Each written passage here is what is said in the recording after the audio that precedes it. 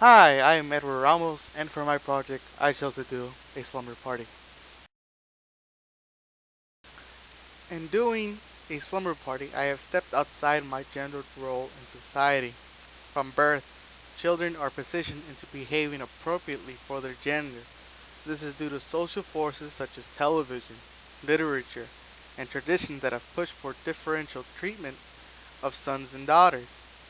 For example, according to Emily W. Kane, she cites a few differences in upbringing that exemplify this, such as father's treatment of his son is much more different than how he acts with his daughter, with nicknames being thrown around like My Little Princess or Be the Man of the House. The father is more likely to enforce these gender boundaries than mothers do. Other examples Kane brings up are toys for boys and toys for girls. Here's a picture of a girl who's dressed up as a princess waiting for a prince to rescue her, which is usually set in fantasy, while the boy is playing with power tools and is building something, which stands firmly in reality. The decor of a room is also influenced, as blue is for boys and pink is for girls. And going further, these roles for boys and girls are pushed harder as they grow up. As Shannon N. Davis and Lisa D. Pierce write, girls are usually pushed towards motherhood and being good wives, rather than pursuing other endeavors such as physical activities like sports or education, while men tend to be looked down on if they don't portray enough masculine characteristics such as limited emotions or aggressiveness in character. Essentially, any kind of feminine trait is looked oddly if found in men. Men as well enjoy greater freedom in their own endeavors, and are often patriarchs of the family. So you have a lot of factors such as upbringing, tradition, and other social forces that have continually pushed these stereotypes on both males and females. In media, slumber parties are often depicted as female only, boy obsessed, consumption orientated. Things like jewelry, purses are often on hand. Beauty is a major focus, with skincare products being tested, as well as a variety of makeup, and a great interest in fashion like clothing, accessories, and etc. In comparison, males are virtually non-existent at these slumber parties unless for comical effect or simply for devious intentions, such as sex. But I ask why? Well, there are two possible explanations. One is gendered stereotypes. As stated before, girls and boys grow up being treated differently and as well have different kinds of acceptable leisures. Second is sex. It's a big thing in America, as parents often worry about the amount of sex on television or film, which makes parents question the trust they have in their children to act responsible with members of the opposite sex. A scene from the Bill Cosby Show exemplifies the media's view and parental fear of boys at a girl's slumber party.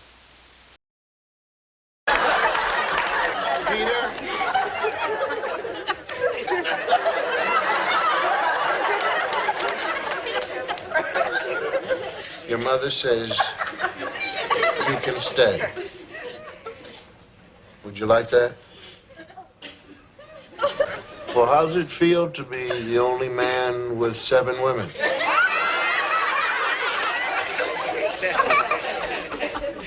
You sleep with me tonight. In gendered roles, Gains and Gap on Chapter 7 states differences in leisurely activities for men and women.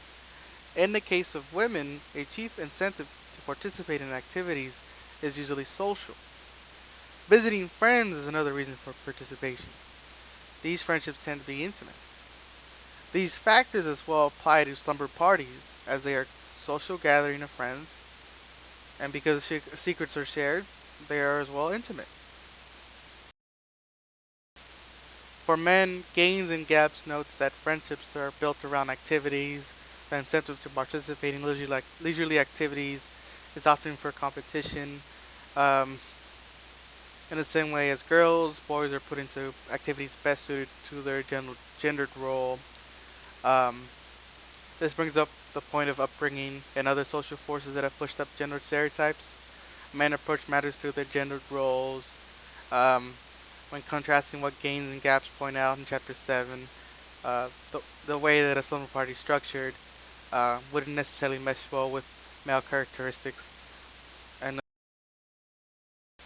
with sex, it only adds to the rejection of co-ed slumber parties. In a RAND study, 76.6% of respondents believe sex in the media had a strong influence on teens. The American Association of Pediatrics concur as it warns parents that television, music, movies, magazines, and the internet all play important factors in the initiation of sexual intercourse. This has left parents with less trust in their children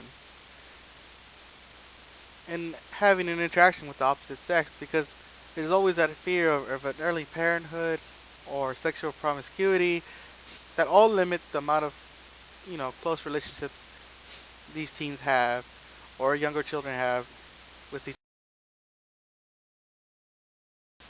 In this short clip, a discussion of the word slumber party comes up.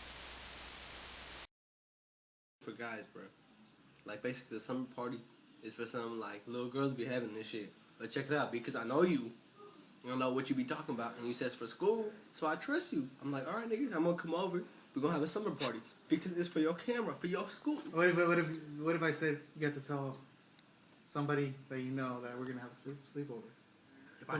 If I say it's on camera for a nigga project, they gonna be like, good. No, but you don't have to say that. If I say we're gonna have a summer party, no, they Hell no. Nah. So because it's kind of a girl thing, you guys don't like it. If I said slumber party, if we say It's party, for your class, I don't care. but no, but I'm saying the way it's worded. So if it's party, it doesn't matter. It's cool if it's a party. Yeah. That's what the lady who sold us pizza said, right? She said you guys are having a party. Yeah. She never said you guys are having Yeah. a sleepover. Yeah. We're having a hang out. party. We finna eat. We finna drink. We finna pass out. And fucking. The word slumber party has been a chief issue of the project, not necessarily sleeping over. The word was lumped with being a feminine activity or homosexual if done by men.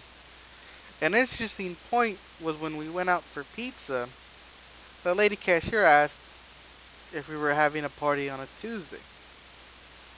We were too embarrassed to tell her we were having a slumber party, so we just left it at that. My parents chuckled at the notion of a slumber party, and in reading an article by Thomas W. Bloom, he mentions that the greatest influence on children when discussing matters on sex and gender was the parent and how they expressed their views to their children. And continuing, when I asked my friends if they would tell people we had a slumber party, they stated they would only do so if they could explain it as if it they would only do so if they could explain it was a school project. Otherwise, it didn't happen or it was a party. It was an interesting project as it had me step outside my gendered role by having friends over for a slumber party.